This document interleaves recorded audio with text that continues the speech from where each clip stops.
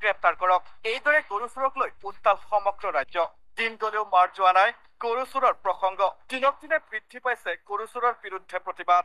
লগত গৰু লৈ ৰাজ্যজুৰি মন্ত্ৰী জয়ন্ত মল্ল বৰুৱাৰ বিৰুদ্ধে উত্তাল প্ৰতিবাদ। ধৰৌ ধৰ গৰু চোৰক ধৰ, খেদৈ খেদ গৰু চোৰক খেদ, গৰু চোৰক গ্ৰেপ্তাৰ কৰক আদি শ্লোগানেৰে সমগ্ৰ ৰাজ্য উত্তাল হৈ পৰে। ৰাজ্যত এতিয়া মাৰ যোৱা নাই গৰু চোৰৰ ৰাজনীতি।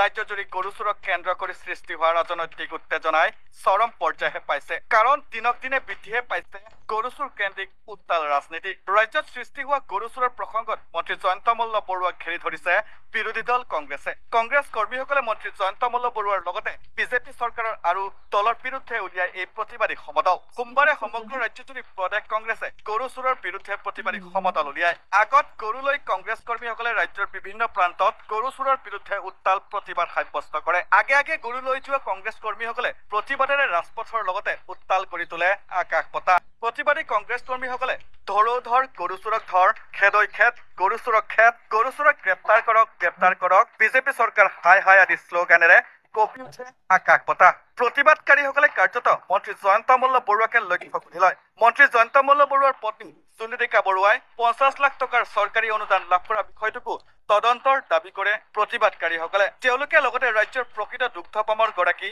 গোপালকক বঞ্চিত কৰাৰো অভিযোগ উত্থাপন কৰে।